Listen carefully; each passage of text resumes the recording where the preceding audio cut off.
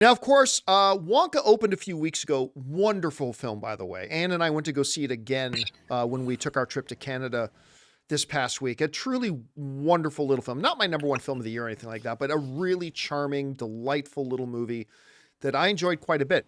Well, the next week, Aquaman came out. And of course, Aquaman took the number one spot because it was its first week.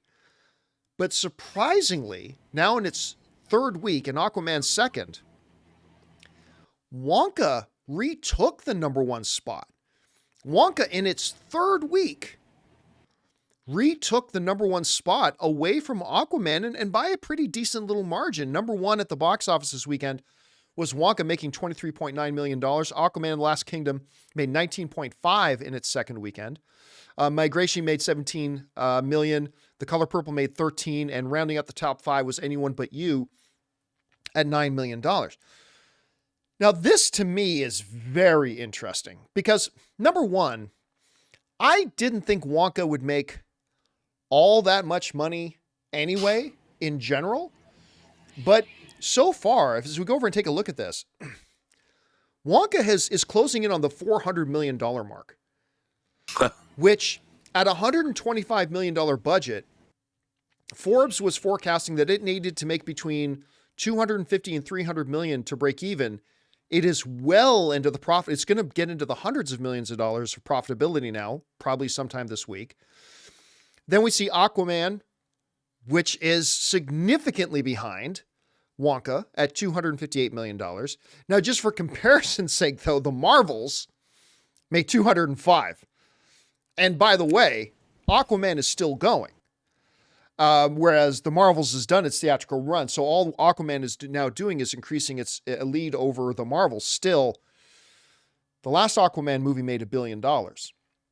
And I was very surprised. Rob, I'll be honest with you. I still really felt that Wonka might get some curious people out to see it. But once Aquaman comes out, and remember, I didn't think Aquaman would be another $1 billion film at all. But once Aquaman 2 came out, it would get that number one spot and probably hold that number one spot for a few weeks.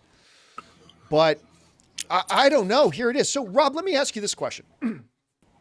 Is Wonka taking the number one spot back from Aquaman more of a commentary on Wonka and that it's quite good and people are going to see it? Or is it the disappointment and the failure of Aquaman 2? What do you think the bigger story is here? I think it's a bit of both, but I mean, look, I think movies should first and foremost be judged on their own merits. Now, I haven't seen Wonka, but everybody I've talked to has liked it and enjoyed it. And you had the director of Paddington making it. So I think the fact that, and all the stuff I've seen from it, you know, we first saw clips at CinemaCon, it all looked good to me. And so I think Wonka's success, and it's also, I think it's a probably, I put it in the same league as something like Mary Poppins Returns, even though it's a prequel. You know, you're making a prequel to a much beloved movie that's been around for 50 years. And I think people went to see it for its own sake. Another Warner Brothers movie.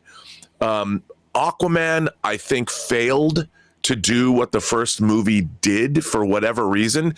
And, you know, when I saw Aquaman, I was like, you know, it just was all over the place. I thought it was kind of a mess. And from a storytelling standpoint, it wasn't satisfying. And whereas, you know, I was with you when I saw Aquaman 1. I loved Aquaman 1. I went into Aquaman wanting to like it. I don't think it was a particularly bad movie, but it was just a mess. It wasn't satisfying. And I think that's why it's not winning more acclaim at the box office or from fans, because it just wasn't as good of a film. It just felt like there was too many people sticking their fingers in that pie, whereas Wonka has been a far more satisfying experience for people. I got to tell you, man, I didn't hate Aquaman 2. No. The way I described Aquaman 2 was like, it's got a lot of really silly stuff in it. Yeah. But the way I described it, I said, when something silly happens in a movie, there are one of two reactions it can cause. Either covering your eyes and cringing, or going, and, you know, maybe giggling a little. And I found, with the abundance of silly stuff, don't even get me going on the Martin Short Jabba the Hutt underwater fish character. I never mind about that. But I found there was a number of the silly moments in the film, and there were too many, but a number of the silly moments, instead of making me slap my forehead or cringe, I kind of went, okay, that's kind of cute. But so I didn't hate it. I didn't like it anywhere near as much as I like the first Aquaman, though. No. Like, it's just a film that kind of lost its way. And, you know, I remember when I came out of it, Rob, a lot of people asked me, how was it as a conclusion to the DCEU? And I said, it's not a fair question to ask, because they never made this movie as a conclusion to the DCEU. Right. They never thought this was the conclusion to the DCEU. They made it just as another, you know, as another film. And did you see the post-credit scene with Patrick Wilson? Yeah. So I won't say what it was, but a lot of people thought, well, that post-credit scene should have been something that just tied up the DCEU. But again, that wasn't the movie James Wan was making. So I didn't think it was fair to do that. But again, man, for me, when I look at these numbers and I see that Wonka, which, remember, when they announced this movie was coming, they started running the trailers for it. A lot of people said nobody was going to go see this. I believed in the film, but I also didn't think it was going to do great. But to see that it kind of lost the number one spot to Aquaman because Aquaman was debuting, and it to retake it, I'm going to say that I think, Rob, this is more of a story about Wonka. That it's just, the word has gotten out that people really enjoy the film, and it's really quite delightful. It's a very different from the original, Willy Wonka and the Chocolate Factory, but it also fits in with it really nicely. You know?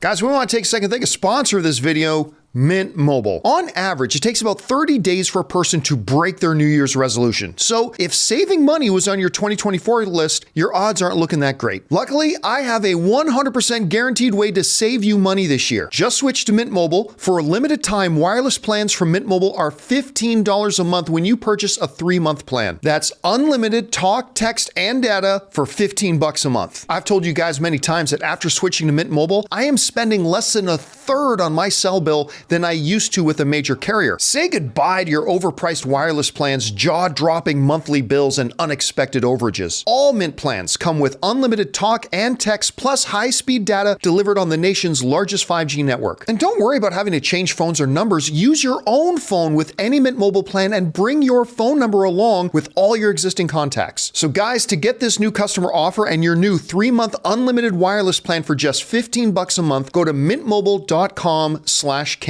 That's mintmobile.com/Campea. Cut your wireless bills to $15 a month at mintmobile.com/Campea. Additional taxes, fees, and restrictions apply. See Mint Mobile for details. Well, and I don't like it when any movie fails. You know, movies are so difficult to make. So many people are now working on them. There's such a risk involved in making these large budget entertainments that I never like to see them fail. And I take no pleasure. I wanted Marvels to be good. I liked the original Captain Marvel more than most people did. It's just, I just don't think it was the story they should have told. I would like to have seen the character of Captain Marvel. Forget what you think of Brie Larson. Have an Empire Strikes Back second movie. You know, a real banger, something where there's real personal stakes involved, and it told a galaxy-spanning story. That's not what we got. But I just... You know, I don't like to see them fail like this. And it's frustrating to see a movie like Aquaman. Look, we like The Flash, and I will die on that hill. I like The Flash. I bought the disc. I had a blast with it. It's a little goofy. You know, it's all over the place, and having watched it a couple of times, but I liked it. You know, and I consider the DCEU is really Zack Snyder's, you know, beginning with Man of Steel, and maybe in a way you could say the Zack Snyder's Justice League is really the conclusion of the DCEU. But I think that, you know, DC has been better. The Christopher Nolan trilogy, The Batman, Joker. I mean, and I think that even though they're trying to build a cohesive DC universe, I think we're going to get a different feel to superhero movies. They have to do something that feels different. 100%. And I think you're going to go back to and like the Batman feels different. When you watch the Batman, Matt Reeves Batman, it feels like its own thing, and I think that's what they have to do, because they can't just repeat these. You have to feel differently about movies than we do, because the current crop of comic book films is just not working. No, it's not exciting. And that was another big story, I think, of 2023 that we didn't touch on before. Is just that not only did a lot of the comic book movies fail at the box office, comic book movies in 2023, and to a degree, a lot of them in 2022, weren't great. Like even a lot of the ones like, say, like a Black Adam, or something like a Shazam 2, or something like the Marvels. Yeah, even some of these films that I kind of liked. Only 1 or 2 out of the past 8 or 9 did I think were great. And if you just go back a couple of years ago, you get 8 or 9 out of 10 that were great, and then 1 or 2 that weren't so good. And it's that's another. But anyway, I talk about that a lot.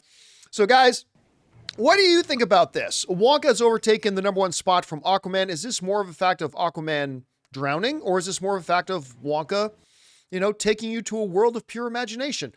Whatever you guys think, let us know down below. Hey guys, thanks so much for watching this video. Make sure you like the video, leave a comment, and subscribe to our channel. And don't forget, we have a daily podcast called the John Campea Show podcast, available on Apple Podcasts, Spotify, or your favorite podcasting app of choice. Go and subscribe to it today so it'll be there when you need it.